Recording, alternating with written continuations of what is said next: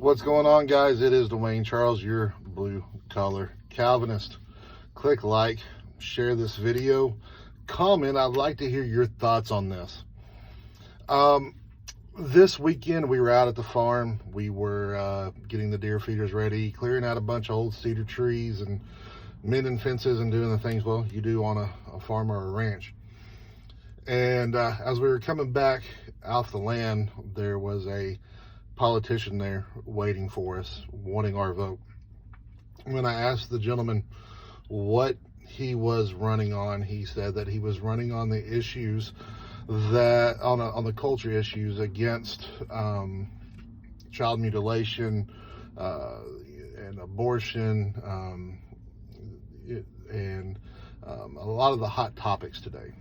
And I told him, and I talked to him, and I said, thank you for caring about moral issues, and that's good. And I said, however, you do realize your legislation is not going to change anything. So often when we look over at the other side and we tell them, hey, you know what, you want to ban guns? Well, that's not going to fix anything because criminals are still going to do what criminals do. People are still going to live how they want to live. Now, I'm not saying you shouldn't make it illegal to abuse a child by changing their gender. That is absolute child abuse. I'm just saying it's not going to change hearts and minds necessarily.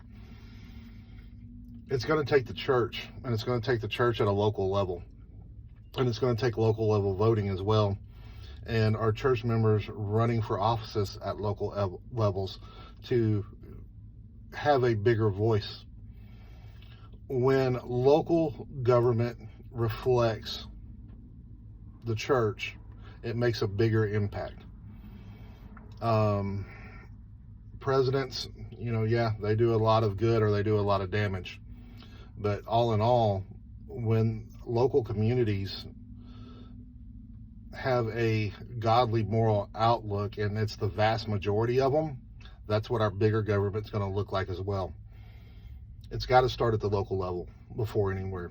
And it's got to take the church standing up and spreading the gospel. You want to know why the gospel is so radical today?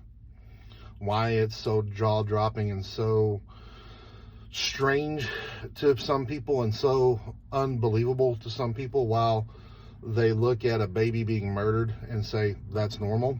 Well, because those who wanted babies murdered, like Planned Parenthood and their racist agenda, well, they shouted really loud and a lot and nonstop and persistently. Well, we should be proclaiming the gospel a lot, consistently. So much so that it's no longer a strange or foreign thing to hear, but something abnormal not to hear. But we don't do that. We stop that. The fact that we're in this situation where it is okay to murder a baby or take the penis of a child and cut it off because at 3 years old he put on a dress and said, look, I look pretty like my sister. That's our fault. We stopped sharing the gospel. We got comfortable in our recliners. It's on the church. It's going to take the church to change this. We got to stop voting morally and start acting morally righteous, honoring God, proclaiming God's good word everywhere we go. So guys, I guess that's my little talk for the day. Share this, like I said, comment and share with your friends. See what they have to say about this.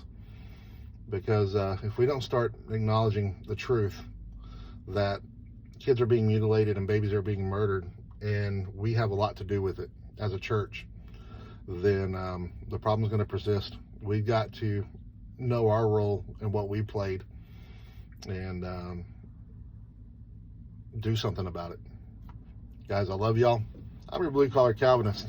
It's Monday, man. Go tell someone the gospel. Have a good day.